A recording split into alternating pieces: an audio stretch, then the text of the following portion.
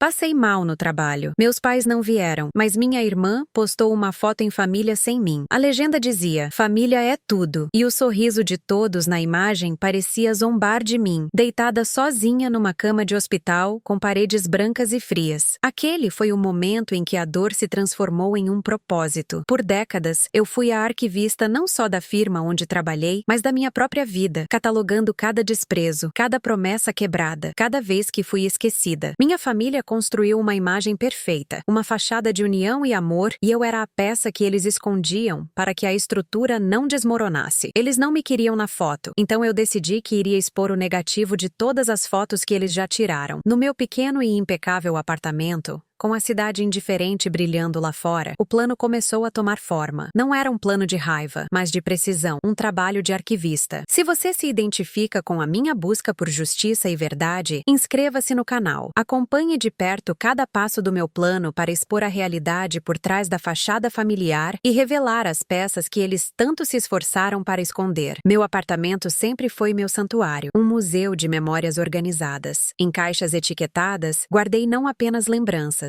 mas provas. Cartas do meu pai prometendo um apoio que nunca veio. Diários da minha irmã cheios de inveja e mentiras. Documentos que revelavam os segredos financeiros que sustentavam a vida luxuosa da minha tia. Por anos, juntei tudo isso sem saber o porquê. Era apenas meu instinto de preservar a verdade, mesmo que ela ficasse trancada no escuro. Agora, cada pedaço de papel, cada fotografia desbotada tinha um novo propósito. Eles eram as peças de um quebra-cabeça que, quando montado, revelaria a imagem real da minha família, não a que eles mostravam ao mundo. Eu olhava para aquelas caixas e não via mágoa, via um roteiro. A história que eles tentaram apagar estava prestes a ser contada, e eu seria a narradora. Eu não poderia fazer isso sozinha. Minha habilidade era com papel e memória, não com a tecnologia que dominava o mundo atual. Foi por isso que procurei David. Ele é o neto da minha falecida melhor amiga, Clara, um jovem inteligente e gentil, que sempre me tratou com um respeito que eu nunca recebi em casa. Quando contei a ele o que queria fazer, sem entrar em detalhes sórdidos, ele não me julgou. Ele apenas ouviu, com seus olhos calmos, e disse: Helena, eu te ajudo. Todo mundo merece que sua história seja ouvida. David se tornou minhas mãos e meus olhos no mundo digital. Ele trouxe seu notebook para meu apartamento e, juntos, começamos o trabalho. Ele era a ferramenta moderna para a minha vingança antiga. A confiança que eu sentia nele era algo raro, um pequeno ponto de luz na escuridão dos meus planos. Nossas tardes se tornaram um ritual silencioso. Eu pegava um item de uma das caixas, contava a história por trás dele, e David o escaneava, digitalizava e organizava em pastas secretas, protegidas por senhas. Uma carta amarelada na qual meu pai confessava ter usado o dinheiro que seria para meus estudos. Uma gravação antiga onde minha irmã admitia ter espalhado um boato que arruinou um relacionamento meu. Uma troca de e-mails que provava que a minha tia havia me excluído de uma herança deliberadamente. Cada arquivo era um prego no caixão da farsa familiar. David trabalhava com uma seriedade que me comovia. Ele não fazia perguntas, apenas organizava os fatos, criando uma linha do tempo devastadora da hipocrisia deles. A luz do scanner, passando sobre os documentos, era como um holofote, finalmente iluminando as verdades que viveram nas sombras por tanto tempo. Não era sobre dinheiro ou sobre causar dor pela dor. Era sobre destruir a mentira. A mentira de que eles eram bons, de que eram unidos, de que eram uma família. Eles se alimentavam da admiração dos outros, e eu iria tirar isso deles. Iria mostrar a todos quem eles realmente eram por trás das fotos sorridentes e das legendas carinhosas. Olhando para a cidade da minha janela, eu me sentia menos invisível. Eu era a guardiã de um segredo que estava prestes a explodir. A calma que eu sentia era assustadora. Era a calma de quem passou a vida inteira esperando por um momento de justiça e finalmente o vê chegar. Eles me ensinaram que as aparências são tudo. Agora, eu usaria essa lição contra eles, mostrando a todos o que existia por baixo da superfície polida. O trabalho com David terminou. Tudo estava compilado em um único site, um arquivo digital da verdade, protegido e anônimo. Ele me entregou um pequeno papel com o link e a senha. Está pronto, Helena, ele disse, sua voz suave. Quando você quiser, o mundo saberá. Agora, sentada na minha poltrona, com o tablet no colo, eu olho para aquele link. É o trabalho de uma vida inteira, a soma de todas as minhas dores silenciosas, transformada em uma arma digital. Meu dedo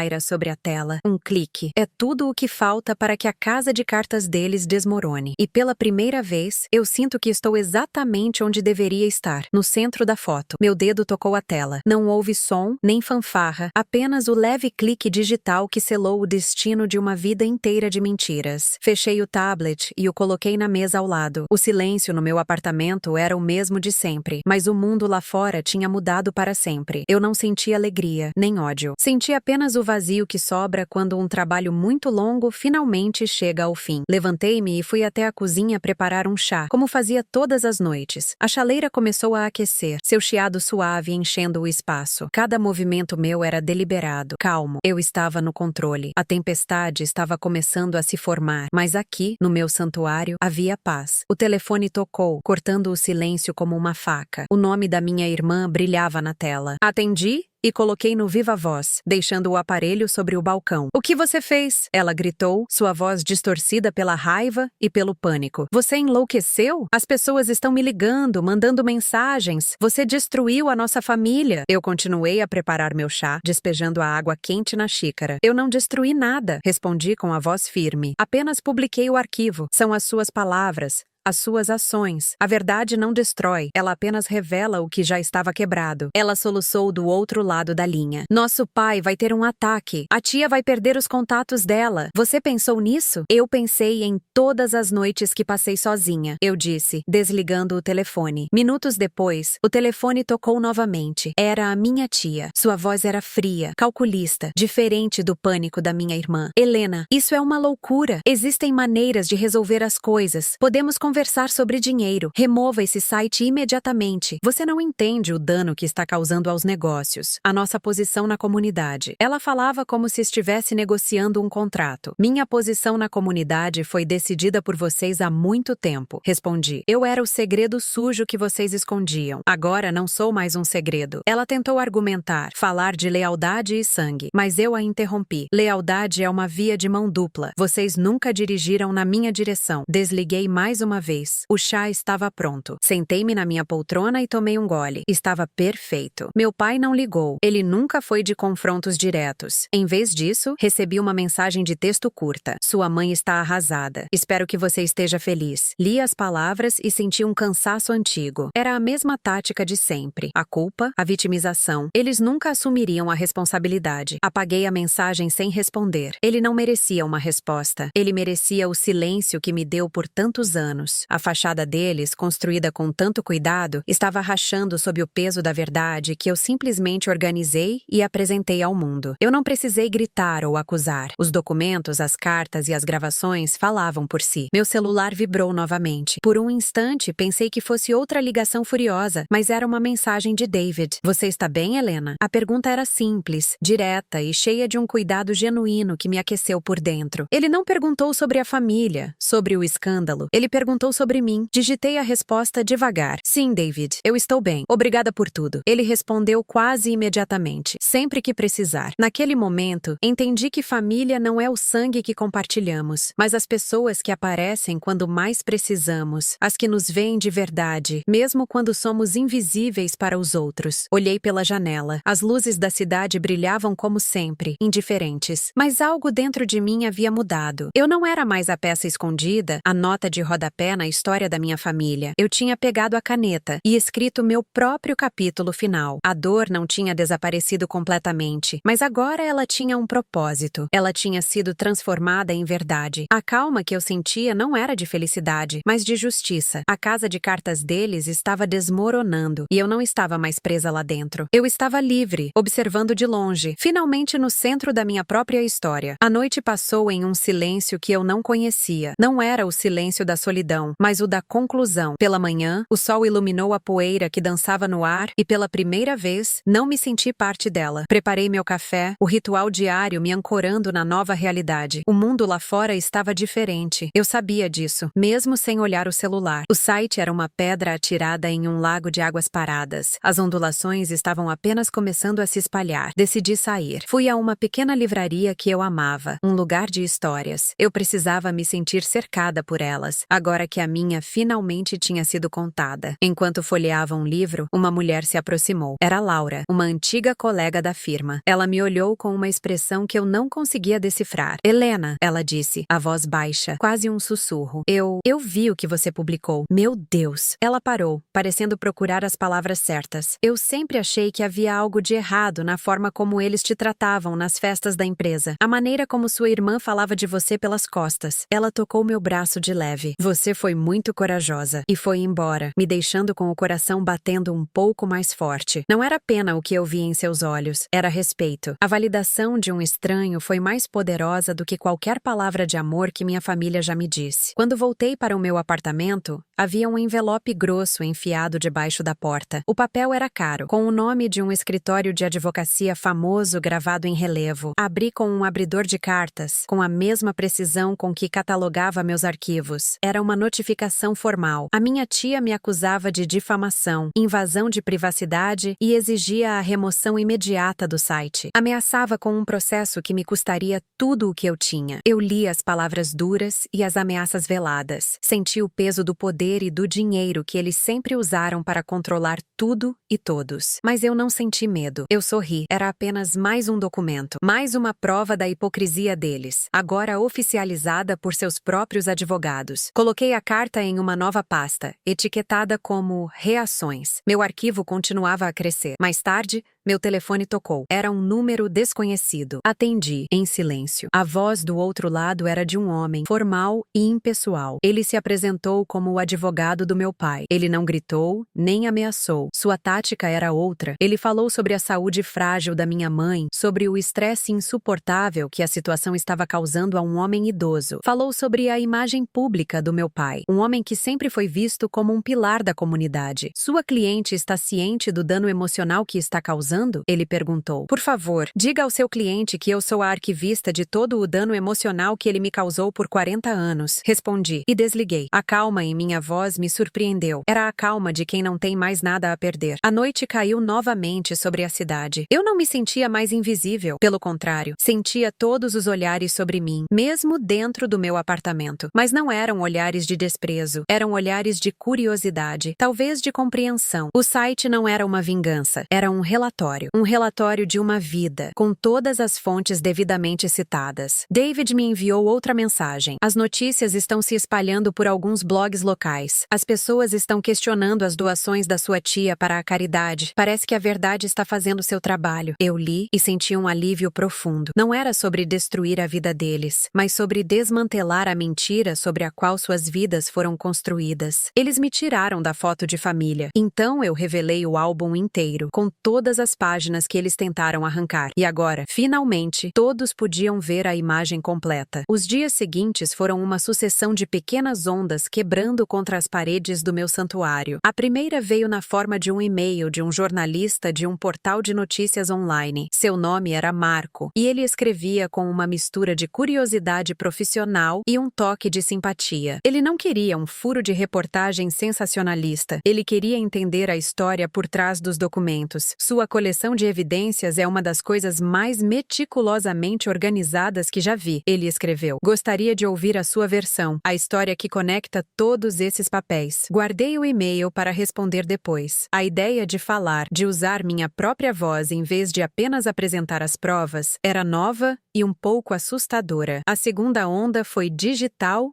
e venenosa. Minha irmã, depois do pânico inicial, partiu para o ataque. Em suas redes sociais, ela publicou uma foto antiga minha, de um período em que eu estava visivelmente triste, com uma legenda longa e cheia de falsas preocupações. Falava sobre minha saúde mental frágil, sobre como eu sempre fui uma pessoa difícil e ressentida. Ela pedia que as pessoas rezassem por mim e não acreditassem nas mentiras cruéis que eu estava espalhando por desespero e inveja. Era uma obra-prima de manipulação, pintando-a como a irmã amorosa e a mim como a louca desequilibrada. Eu li cada palavra sem sentir nada. Era apenas mais um item para o meu arquivo, a prova final de seu caráter. Ela estava, sem saber, confirmando tudo o que o site dizia sobre ela. Então, na quinta-feira, a maior onda de todas bateu à minha porta. Literalmente. A campainha tocou e, pelo olho mágico, vi meu pai. Ele parecia menor do que eu me lembrava, os ombros curvados sob o peso de um casaco caro. Abri a porta e esperei. Ele não tentou entrar, apenas ficou ali, no corredor, com uma expressão de profunda tristeza que eu sabia ser ensaiada. Helena, ele começou, a voz suave. Sua mãe não come há 2 dias. Ela só chora. É isso que você queria? Destruir a saúde da sua própria mãe? A velha tática. Usar a minha mãe como um escudo humano para as suas próprias falhas. Eu o encarei, a minha calma o desarmando. Eu não fiz nada para a mamãe. Respondi, minha voz nivelada. O site não fala sobre ela. Fala sobre você ter roubado o dinheiro dos meus estudos. Fala sobre a herança que a tia me negou. Fala sobre as mentiras que a irmã espalhou. Cada fato era uma pedra, e eu as empilhava metodicamente entre nós. Ele piscou, pego de surpresa pela minha objetividade. Isso são coisas do passado, ele murmurou. Famílias passam por dificuldades, mas permanecem unidas. Nós não éramos uma família unida, eu disse, a verdade soando clara e simples no corredor silencioso. Éramos uma empresa da qual eu fui demitida há muito tempo. Vocês apenas esqueceram de me avisar. Ele tentou dizer algo mais, mas as palavras não vieram. Ele apenas balançou a cabeça, derrotado, e se virou, caminhando lentamente em direção ao elevador. Fechei a porta e, pela primeira vez, senti que o arquivo estava realmente completo. A reação deles era o capítulo final. Voltei para dentro e me sentei em frente ao meu computador. Abri o e-mail de Marco, o jornalista. Meus dedos pairaram sobre o teclado. Por toda a minha vida, outros contaram a minha história, geralmente de forma errada, me pintando como a peça sobressalente, a estranha, a esquecida. Agora, eu tinha o poder de narrar. Eles me tiraram da foto, mas eu me tornei a dona de todo o álbum. Comecei a digitar minha resposta para Marco. Sim, eu gostaria de conversar. Há muito mais para contar do que os documentos mostram. A tempestade lá fora continuava, mas aqui dentro, a arquivista estava pronta para se tornar a autora. A história não havia terminado. Estava apenas começando a ser contada da maneira certa, pela minha voz. O encontro com Marco aconteceu em um pequeno café, longe do meu bairro. Era um lugar neutro, anônimo, perfeito para a história que eu estava prestes a contar. Ele chegou pontualmente, um homem de aparência séria, mas com olhos que transmitiam gentileza. Pedimos 2 cafés e, por um momento, ficamos em silêncio. Ele não me apressou, apenas esperou, com seu gravador sobre a mesa. Helena, ele disse por fim, os documentos contam uma parte da história. Agora eu gostaria de ouvir a sua. Respirei fundo. A voz que saiu de mim era estável, a voz de uma arquivista apresentando seus achados. Comecei pelo início, não pelo hospital, mas pela infância. Falei sobre as pequenas exclusões que, somadas, se tornaram um muro. Falei sobre ser a filha funcional, a que não dava problemas, e por isso era esquecida. Enquanto eu falava, Marco não anotava muito. Ele apenas ouvia. Seus olhos nunca deixaram os meus. Quando cheguei à noite no hospital e a foto da família sorrindo, minha voz não tremeu. Eu relatei o fato como um item de arquivo. Naquele momento, eu disse, percebi que eu não era uma parte da família deles. Eu era um arquivo morto, guardado em uma caixa no porão para que ninguém visse. Contei a ele sobre David, sobre a digitalização, sobre a minha calma. Eu não estava pedindo pena, estava apresentando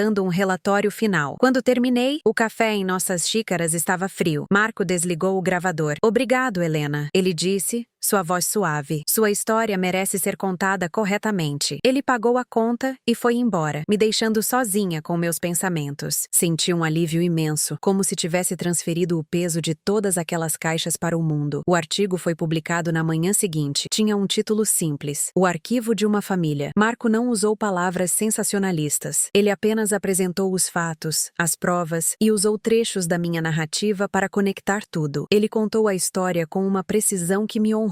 A reação foi imediata e avassaladora. A história se espalhou para além dos blogs locais. Meu nome, antes desconhecido, estava em toda parte. David me ligou. A voz animada. Helena, as pessoas estão do seu lado. Elas estão vendo a manipulação da sua irmã, as finanças suspeitas da sua tia. Elas estão vendo a verdade. Eu agradeci, mas não olhei os comentários. O julgamento do público não me interessava. O meu trabalho era apenas expor. O que o mundo faria com a verdade não era mais da minha conta. A resposta da minha família veio 2 dias depois. Foi uma entrevista coletiva, transmitida online. Minha tia, Meu pai e minha irmã sentaram-se lado a lado, em um escritório de advocacia. Pareciam uma pintura trágica. A tia falou primeiro, com sua voz de negócios, negando todas as acusações financeiras e chamando os documentos de interpretações maliciosas de uma pessoa instável. Meu pai falou sobre como sempre me amou, mas que eu era uma filha frágil e que eles estavam profundamente preocupados. Mas foi a minha irmã que deu o golpe final. Com lágrimas nos olhos, ela olhou para a câmera e disse: "Nós só queremos que nossa Helena volte para casa. Estamos de braços abertos. Por favor, procure ajuda." Era a última cartada deles. Transformar a vítima em louca, a verdade em delírio. Mas o mundo já tinha visto os documentos, tinha lido as cartas do meu pai, os diários da minha irmã. A performance deles foi recebida com desprezo. As pessoas viam a manipulação, a atuação. Eles não estavam se defendendo. Estavam apenas construindo uma nova fachada sobre as ruínas da antiga. Desliguei a transmissão no meio da fala da minha irmã. Fui até a janela e olhei para a cidade. Eles me tiraram da foto. Então eu mostrei a todos como a foto era feita, com mentiras, segredos e uma pessoa deixada de fora, no escuro. Agora, a luz estava acesa. Eu não precisava mais lutar. O arquivo estava aberto e ele se defenderia sozinho. Pela primeira vez em minha vida, o silêncio do meu apartamento não era solidão, era paz. A paz, descobri, tinha um som. Era o zumbido suave da geladeira, o tic-tac distante de um relógio. Pela primeira vez, esses ruídos não acentuavam minha solidão. Eles preenchiam um espaço que antes era ocupado pela angústia. Na semana que se seguiu à entrevista desastrosa da minha família, o mundo parecia ter seguido em frente, mas as ondulações do meu ato continuavam a chegar à minha porta. A primeira chegou numa caixa de papelão, deixada por um mensageiro. Não havia remetente. Dentro, encontrei um álbum de fotografias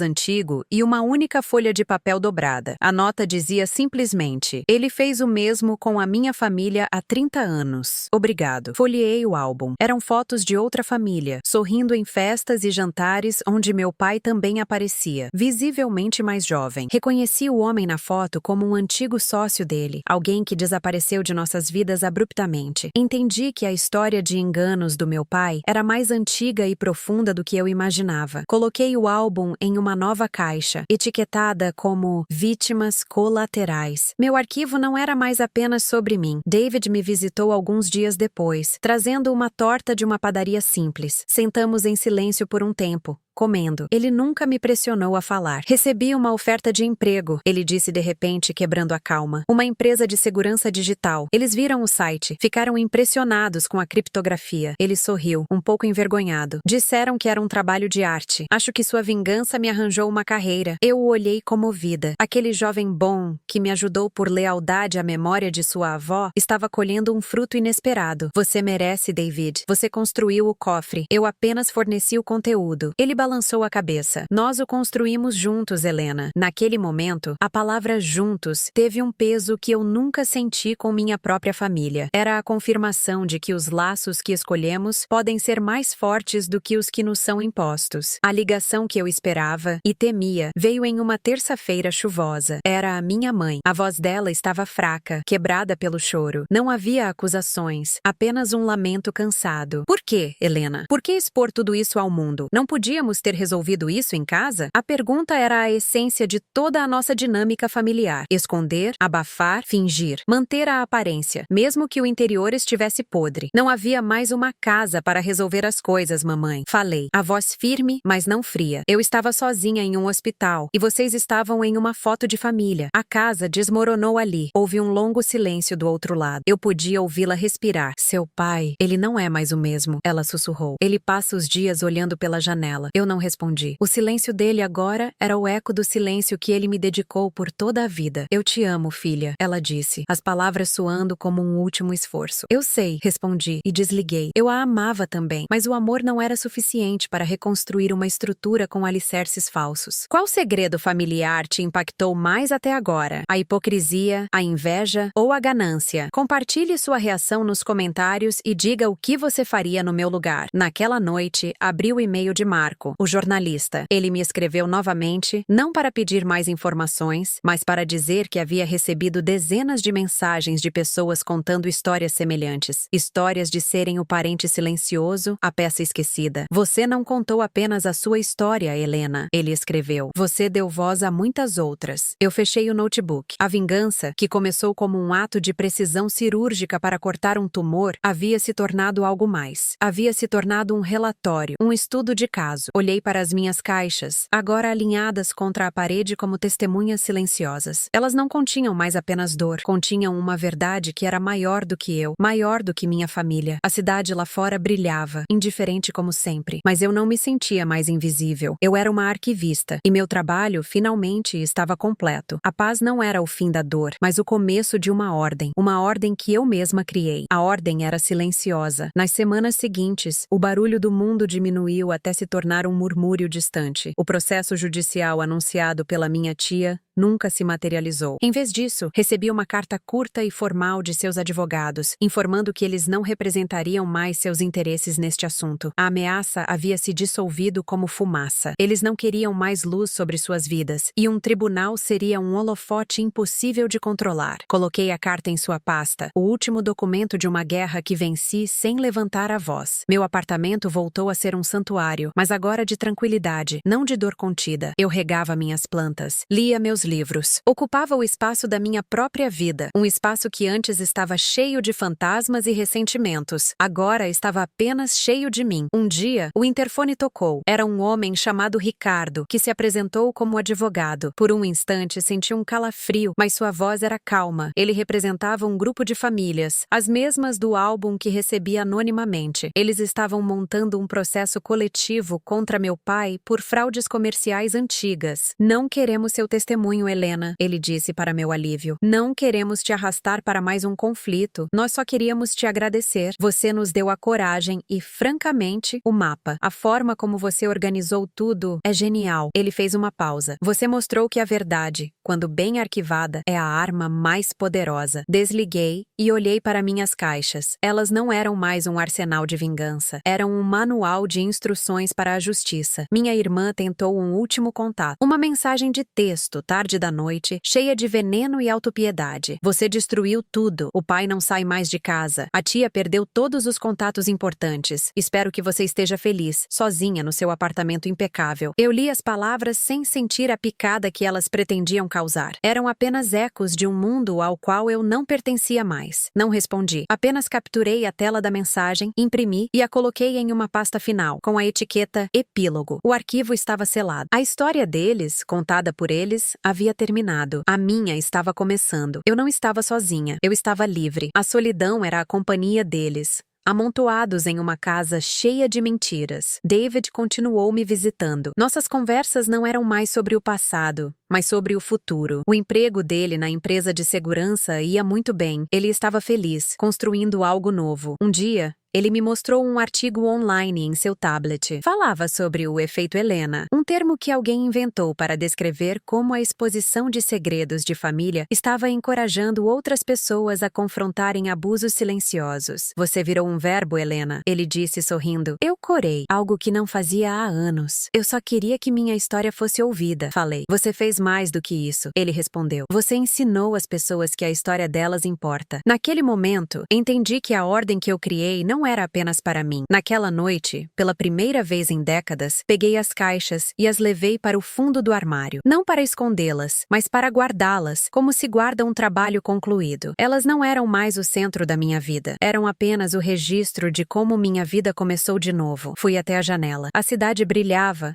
mas não era mais indiferente. Parecia cheia de pequenas luzes, cada uma sendo uma história esperando para ser contada. Eles me tiraram de uma foto e eu acabei me encontrando no processo. A arquivista havia fechado seu último arquivo. Agora, Helena, a mulher, estava pronta para preencher as páginas em branco que tinha pela frente. E pela primeira vez, o futuro não parecia um documento a ser temido, mas uma folha em branco, esperando por minhas palavras. Aquelas páginas em branco não me assustavam mais. Por anos, o futuro parecia um livro já escrito por outros, com meu nome aparecendo apenas nas notas de rodapé. Agora, eu segurava a caneta. Meus dias ganharam um ritmo novo, mais lento. Eu passei a notar as pequenas coisas, o jeito como a luz da manhã entrava pela janela, o sabor do chá que eu preparava sem pressa. Eu não estava mais catalogando o passado, estava vivendo o presente. Comecei a sair para caminhadas curtas, apenas para sentir o movimento da cidade ao meu redor, não mais como uma espectadora invisível, mas como parte dela. Ninguém me reconhecia, e essa anonimidade era um presente. Eu era apenas uma mulher, como tantas outras, com uma história que agora me pertencia por completo. O silêncio que antes me oprimia, agora era a trilha sonora da minha liberdade. Foi em uma dessas caminhadas que encontrei Vicente, meu vizinho do andar de cima. Por anos, nossos encontros se limitavam a um aceno de cabeça no elevador. Ele era um homem idoso, de cabelos brancos e mãos manchadas de terra, pois cuidava das poucas plantas do jardim do prédio. Naquele dia, ele estava podando uma roseira. "Bom dia", ele disse com um sorriso gentil. "As rosas estão demorando a florescer este ano." Eu parei, algo que nunca teria feito antes. "Elas precisam de paciência", respondi, surpresa com minha própria voz. Conversamos por alguns minutos sobre flores e o clima. Ele não mencionou o artigo, o escândalo, nada. Para ele, eu não era Helena, a vingadora. Eu era apenas a vizinha que entendia de paciência. Foi a conversa mais normal que tive em muito tempo, e me senti incrivelmente leve. Alguns dias depois, David me enviou uma mensagem com um link para um site de notícias financeiras. O título era discreto, mas o conteúdo devastador. A empresa da minha tia estava sendo formalmente investigada por autoridades fiscais. O artigo mencionava irregularidades contábeis e transferências suspeitas, as mesmas que meus documentos provavam. O império de aparências dela estava ruindo sob o peso da verdade. Eu li a notícia sem sentir alegria ou triunfo. Senti apenas o clique de uma peça se encaixando. Era a consequência lógica dos atos deles. Uma conclusão inevitável. Fechei o link e não pensei mais no assunto. A justiça, assim como as plantas de Vicente, tem seu próprio tempo para florescer. O meu trabalho era apenas preparar o solo. Na semana seguinte, encontrei Vicente novamente. Ele carregava um pequeno vaso com uma muda. "Para você", ele disse, estendendo-o para mim. "É uma violeta. Elas gostam de ambientes calmos." Eu aceitei o presente, comovida pelo gesto simples. "Obrigado, Vicente." Ele me olhou por um instante. "Você parece mais feliz, Helena. Seus olhos estão diferentes." A observação dele, tão direta e genuína, me atingiu de uma forma que nenhuma manchete conseguiu. Ele não via a arquivista ou a mulher que derrubou uma família. Ele via a mim, a pessoa que estava ali, na sua frente. "Eu estou", respondi, e era a mais pura verdade. A paz que eu sentia não era uma ausência de guerra, era uma presença de mim mesma. Às vezes, à noite, eu pensava na minha mãe, na sua voz fraca ao telefone. Havia uma pontada de tristeza, não por eles, mas pela ideia de família que eu um dia desejei. Mas o amor, eu aprendi, não pode ser um contrato de silêncio. O amor verdadeiro não exige que você se apague para que os outros possam brilhar. O amor que recebi de David, a gentileza de Marco, o respeito de um vizinho como Vicente, esses eram os laços reais. Eles não foram impostos pelo sangue, mas construídos com verdade e cuidado mútuo. Eles eram a família que eu estava, aos poucos, escolhendo para mim. Eu não me arrependia de nada. Expor a verdade não foi um ato de destruição, mas de criação. Criei um espaço onde eu finalmente podia existir. No sábado, o interfone tocou. Era Vicente. "O jardim botânico da cidade está com uma exposição de orquídeas", ele disse. "São flores complicadas, mas lindas. Pensei que você gostaria de ver. Gostaria de ir comigo? Meu apartamento, meu santuário, de repente pareceu pequeno. O mundo lá fora me chamava. Aquele convite não era apenas para ver flores. Era um convite para a vida. Olhei para a violeta que ele me deu, crescendo firme em seu pequeno vaso na minha janela. "Sim, Vicente", falei, e um sorriso genuíno se formou em meu rosto. Eu adoraria. Desliguei o telefone e caminhei até a porta. Ao girar a chave na fechadura, eu não estava apenas saindo do meu apartamento. Estava entrando no primeiro dia do resto da minha história. A arquivista havia encontrado seu lugar, não entre arquivos, mas entre os vivos, e a página em branco, finalmente, começava a ser preenchida. O passeio ao jardim botânico foi como entrar em outro mundo. O ar dentro da estufa de orquídeas era quente e úmido, um contraste com o dia frio lá fora. Vicente caminhava devagar, apontando para as flores mais raras com um conhecimento que me encantava. Ele não falava de pessoas, mas de ciclos. Veja esta, ele disse, indicando uma orquídea delicada com manchas que pareciam pintadas à mão. Ela leva anos para florescer, mas quando o faz, vale toda a espera. Eu o ouvia, mas suas palavras ecoavam para além das flores. Falavam sobre mim. Pela primeira vez em muito tempo, eu não estava analisando o passado nem planejando o futuro. Eu estava apenas ali, respirando um ar novo, cercada por uma beleza paciente e resiliente. Naquele silêncio compartilhado, senti a formação de um laço genuíno, um que não exigia provas ou arquivos,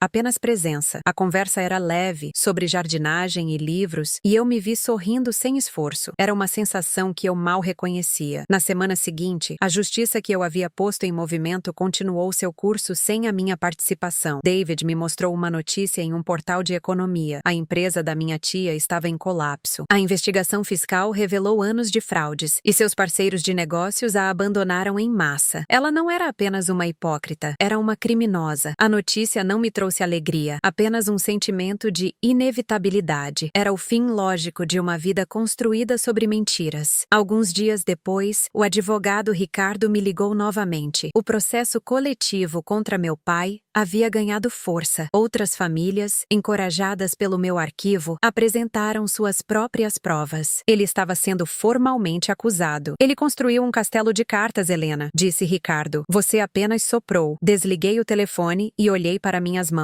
Elas não pareciam as mãos de uma vingadora. Pareciam apenas as mãos de uma mulher que, finalmente, havia colocado as coisas em ordem. A ordem deles desmoronou e a minha começou a florescer. Minha irmã nunca mais me contatou. Soube por David, que viu nas redes sociais que ela se mudou para outra cidade, tentando escapar do escândalo que seu nome carregava. Ela buscou um novo começo, mas eu sabia que ela levaria a mesma bagagem de mentiras para onde quer que fosse. A diferença era que sua bagagem não fazia mais parte da minha. O silêncio deles era a minha liberdade. Comecei a usar essa liberdade em pequenas doses. Voluntariei-me na biblioteca do bairro 2 vezes por semana, organizando livros. O cheiro do papel antigo era familiar, mas o propósito era novo. Eu não estava mais arquivando dor. Estava ajudando outras pessoas a encontrar histórias, conhecimento, talvez até um pouco de paz, como eu encontrei. As pessoas me conheciam apenas como Helena, a voluntária quieta que sempre sabia onde encontrar o livro certo. E isso era mais do que suficiente. Minha identidade não era mais definida pela minha família, mas pelas minhas próprias ações. David se tornou uma presença constante e calorosa na minha vida. Ele me visitava para jantares simples, onde falávamos sobre seu trabalho, sobre os filmes que ele assistia, sobre o futuro. Ele me contou que sua empresa estava criando um programa para ajudar vítimas de abuso digital, inspirado no que fizemos. Sua coragem teve um efeito dominó, Helena. Ele me disse uma noite, enquanto tomávamos chá. Você não apenas expôs uma mentira, você construiu uma ferramenta para a verdade. Olhei para aquele jovem, tão cheio de bondade, e senti uma gratidão imensa. Ele era a família que eu havia escolhido, a prova de que os laços mais fortes são aqueles que nutrimos com respeito e lealdade. Ele me via, não como uma peça quebrada, mas como a arquiteta de uma nova vida. Um dia, Vicente me convidou para ajudá-lo a plantar novas mudas no jardim do prédio. Com as mãos na terra, senti uma conexão profunda com o ciclo da vida, com o ato de cuidar de algo e vê-lo crescer. O sol da tarde aquecia meu rosto. Olhei para o meu apartamento lá em cima. Ele não era mais um refúgio ou uma fortaleza. Era apenas um lar. Um lugar para onde eu voltava depois de um dia vivido no mundo. A paz não era mais o silêncio de um apartamento vazio, mas o som suave do vento nas folhas, a risada de Vicente, a promessa de flores que ainda viriam. Eu finalmente entendi. A vingança não foi o meu destino. Foi a chave que usei para destrancar a porta. E agora, do lado de fora, havia um mundo inteiro esperando para ser descoberto. Uma página de cada vez. A arquivista havia encontrado seu jardim, e pela primeira vez eu estava pronta para florescer. Os meses que se seguiram foram como a primavera lenta e silenciosa do meu próprio jardim interior. Minha amizade com Vicente se aprofundou. Nossos encontros no jardim do prédio se tornaram um ritual. Ele me ensinou os nomes das plantas, os segredos da terra, e eu o ouvia com uma atenção que antes eu dedicava apenas a documentos antigos. Ele falava sobre paciência, sobre como algumas sementes demoram mais para germinar. Não se pode apressar a vida, Helena, ele dizia, com as mãos sujas de terra. Ela tem seu próprio ritmo. E eu entendia. Eu passei a vida apressada, correndo para consertar coisas, para ser notada, para provar meu valor. Agora, eu estava aprendendo a simplesmente ser, a existir no meu próprio tempo. Nossas conversas conversas eram sobre coisas simples, e nessa simplicidade eu encontrei uma paz que nenhuma vingança poderia me dar. Um dia, Ricardo me ligou pela última vez. Sua voz era profissional, mas havia um tom de respeito. O processo foi concluído, Helena. Seu pai aceitou um acordo para evitar um julgamento público. Ele perdeu quase tudo. A reputação dele, que era o bem mais valioso, não existe mais. Ricardo fez uma pausa. Ele vive recluso. Aparentemente não fala com ninguém. Eu agradeci a informação, a voz firme. Não senti nada, nem pena, nem satisfação. Era apenas o final de um livro cujo enredo eu já conhecia. O castelo de cartas deles não precisou de um sopro, como Ricardo disse. Ele desmoronou sob o peso das próprias mentiras. O silêncio do meu pai agora era definitivo, uma prisão que ele mesmo construiu. A justiça não foi um evento barulhento, mas um lento e inevitável ajuste de contas com a verdade. Naquela mesma semana, David me convidou para um pequeno jantar em seu apartamento. É meu aniversário, ele disse quase tímido. Serão apenas alguns amigos. Eu gostaria muito que você viesse. Meu primeiro instinto foi recusar. Festas, pessoas, conversas, tudo isso pertencia a um mundo que eu havia evitado por décadas. Mas olhei para a Violeta na minha janela, forte e saudável, e pensei nas sementes de Vicente. Eu precisava tentar. Quando cheguei, fui recebida com sorrisos genuínos. Os amigos de David eram pessoas normais, gentis. Eles me fizeram perguntas sobre meus livros, sobre as plantas que eu estava aprendendo a cuidar. Ninguém me olhou com pena ou curiosidade mórbida. Para eles, eu não era uma manchete. Eu era apenas Helena, a amiga de David. Naquela noite, em meio a risadas e conversas leves, senti algo que não sentia desde a infância. Eu pertencia. Voltei para casa sentindo uma leveza que era quase estranha. Meu apartamento não parecia mais um santuário para me esconder do mundo, mas um porto seguro para onde eu voltava depois de viver nele. Olhei para o armário onde as caixas estavam guardadas. Eu não sentia mais a necessidade de revisitá-las. Elas eram o mapa que me levou até ali, mas eu não precisava mais dele. Eu conhecia o caminho. O passado não era mais uma âncora me prendendo ao fundo do mar. Era apenas o leito do rio por onde minha vida agora fluía livremente. O trabalho da arquivista havia de fato terminado. Agora, o trabalho de Helena, a mulher, estava apenas começando. Minha irmã enviou uma última carta, não para mim, mas para o antigo endereço dos meus pais, que foi encaminhada. Era um desabafo cheio de amargura. Ela culpava a todos, menos a si mesma. Falava sobre como a vida era injusta e como ela havia perdido tudo por causa do egoísmo dos outros. Li a carta sem emoção. As palavras dela eram como um eco de um idioma estrangeiro que eu não entendia mais. Coloquei a carta em uma gaveta, sem pasta, sem etiqueta. Não era um epílogo, não era nada. Era apenas um pedaço de papel de alguém que eu não conhecia mais. Na manhã seguinte,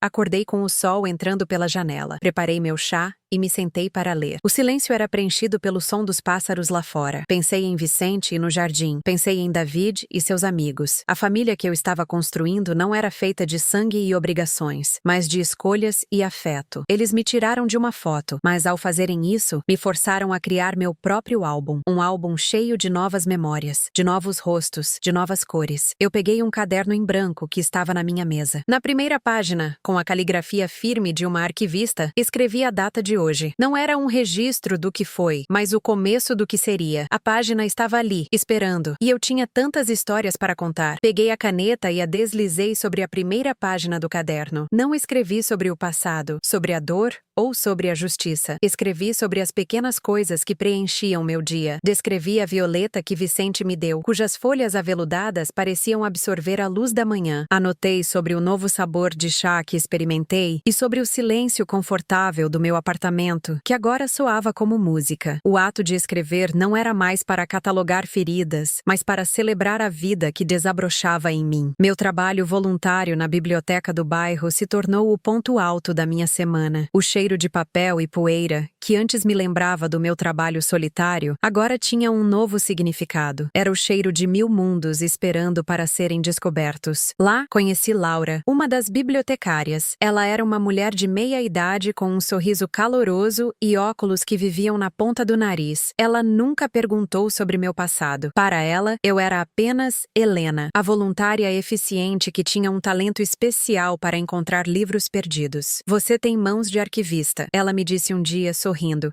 enquanto eu consertava a lombada de um livro antigo. A observação poderia ter me ferido, mas vindo dela, soou como um elogio. É uma habilidade útil, respondi, e pela primeira vez, acreditei nisso. Minha precisão e meu cuidado, antes usados para construir um dossiê de dor, agora serviam para preservar histórias para outras pessoas. Estávamos conversando sobre um romance quando um jovem se aproximou, procurando por um livro de poesia. Ajudei-o a encontrar, e a gratidão em seu rosto me deu uma satisfação pura, algo que a vingança nunca me proporcionou. Naquela noite, David veio jantar. Nós preparamos uma sopa simples e comemos na pequena mesa da minha cozinha. Ele parecia animado. O programa para ajudar vítimas de abuso digital está começando a tomar forma, ele contou. Já temos os primeiros voluntários. Pensei em você, Helena, não para reviver nada, mas porque você entende, melhor do que ninguém, o poder que uma história bem contada tem. Ele explicou que precisava de alguém para ajudar a organizar os testemunhos de forma anônima, criando narrativas que pudessem ser usadas para conscientizar e ajudar outras pessoas a buscarem apoio. Você transformaria a dor deles em uma ferramenta de cura, ele concluiu. Olhei para ele, para aquele jovem bom que o destino colocou em meu caminho. Ele não via minhas cicatrizes, via minha força. Eu adoraria ajudar, David, falei, e minha voz não vacilou. Meu propósito não era mais expor a escuridão, mas ajudar a encontrar a luz. Os dias continuaram a passar com uma serenidade que eu nunca julguei ser possível. Meu pai, minha irmã,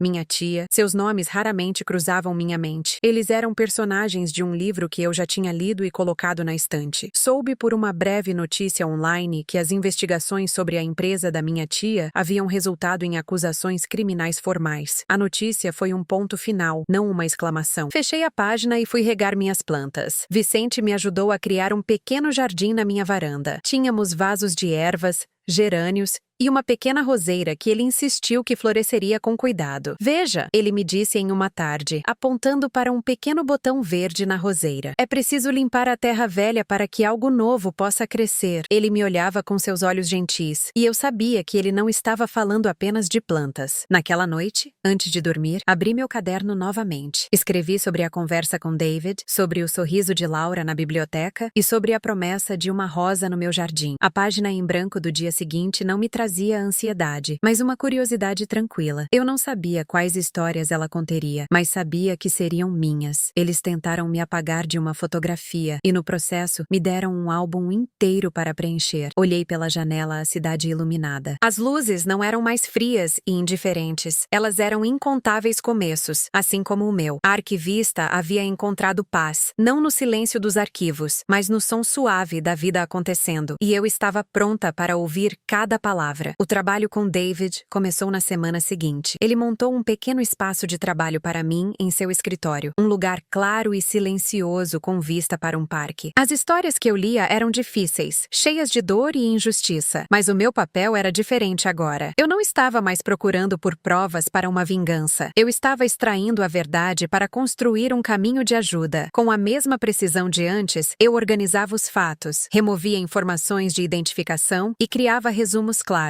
David lia meu trabalho com admiração. Você dá uma voz a quem foi silenciado, Helena. Ele disse uma tarde. É um dom. Eu apenas assenti, sentindo o peso bom daquelas palavras. Minha habilidade, antes uma arma, havia se tornado um bálsamo. Cada arquivo que eu fechava era um ato de libertação, não só para a pessoa que contou a história, mas para mim também. Vicente e eu continuamos a cuidar do nosso pequeno jardim na varanda. A roseira que ele plantou finalmente deu sua primeira flor, um botão de um vermelho aveludado que se abriu lentamente para o sol. Eu sabia que ela conseguiria. Ele falou com um sorriso que iluminava seus olhos. Às vezes, tudo o que uma planta precisa é do solo certo e de um pouco de paciência. Olhei para a rosa, tão delicada e, ao mesmo tempo, tão forte. Eu entendia perfeitamente o que ela sentia. Naquela tarde, sentados lado a lado, ele me contou sobre sua falecida esposa, sobre o amor deles pelas plantas e sobre a solidão que sentiu depois que ela se foi. A conversa dele não pedia nada, apenas compartilhava. Falei sobre Clara, minha amiga, e sobre como sua memória me deu forças. Nossos passados não eram segredos sombrios, mas histórias que nos moldaram, e podíamos compartilhá-las sem medo. Um dia, ao arrumar um armário antigo, encontrei uma pequena caixa de madeira que eu havia esquecido. Dentro, havia algumas fotos da minha infância